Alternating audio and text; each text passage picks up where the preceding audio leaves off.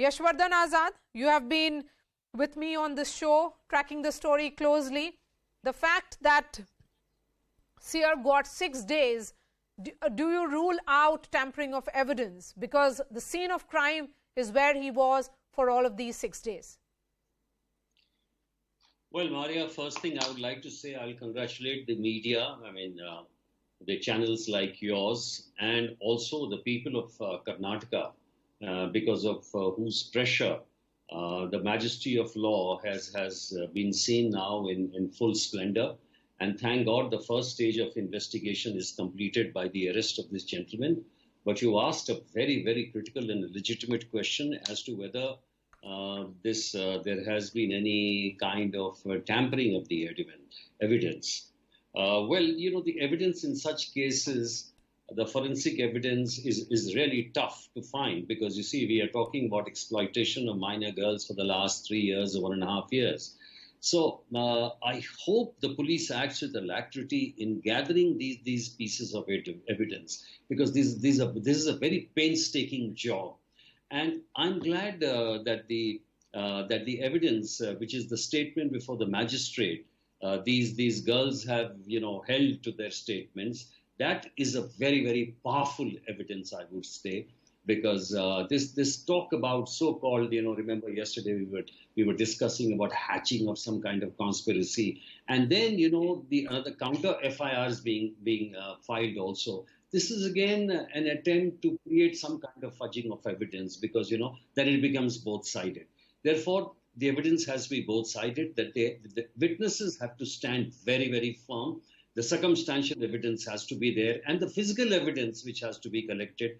I hope the police does it in the right spirit and in right time because there is hardly any time now left. So, but one thing is good, that there is no more tampering of evidence or influencing the witnesses which can take place now. But, Mr. Azad, when you say that no more tampering of evidence can happen, the fact is that the Seer was present at the scene of crime for all of these 6 days, and his legal team perhaps managed that counter FIR to talk about both sides when there is only one side to the story, talk about the conspiracy angle and an attempt to defame him, what the politicians were saying. So my question then is that what will be evidence here? It will be circumstantial evidence.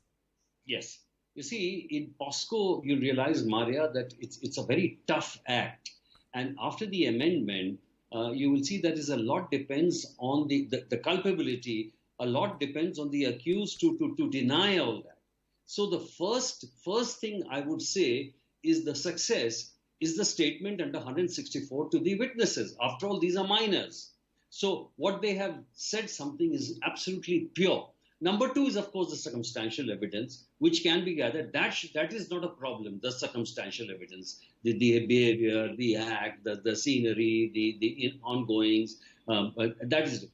The third is the physical aspect. The physical aspect, you understand, is a very sensitive and delicate things, and therefore, that's why we need some very able forensic experts to get into this. And that is the way to it, whether it's examination of the clothes, whether it's examination of the area. But it's been 3.5 years and 1.5 years, Sriram Nayak. When you look at that evidence gathering process in itself will be very tough. Yes, that is true. But the police will have to act accordingly. And as my learned friend said just now, that forensic investigation is very much important. And the police won't be sending the highest known forensic experts just like that. If the court monitors, it can also be done, and it can also be done impartially. The point being made by the petitioner who, you know, there were 4 lawyers who appeared before the Karnataka High Court. All of them seem to be suggesting that it should be a court-monitored probe, and that's the only way to get justice in this case for the 2 survivors. Are you asking me? Yes, Mr. Azad. Yeah. You see, Maria, this court-monitored investigation is an excellent phrase. But in actual terms, the investigation is always done by the police. What is actually meant or what is implied by the court-monitored probe is that court being there, there should be no extraneous influence in this. That is basically the idea. Now, I'm sure that the police itself is very, very competent. And this is a very encouraging thing that he has been arrested, which means there is a positive development and there are no roadblocks being put. If the police now is free to do its investigation, I'm sure the collection of the evidence will not be a problem. But if there are more roadblocks put, more statements coming out that, as the ex-chief minister was saying all this, then I think there'll be a very strong case to move this out of the state. But in the time being, I think it is absolutely all right. Whether it's court monitored, it's all right. If the court is already observing this case, because it's a very, very important case. And now, under the watch of the court, and because of the court, because the state is not putting any roadblocks, I think the police can do the job very well. Okay, some big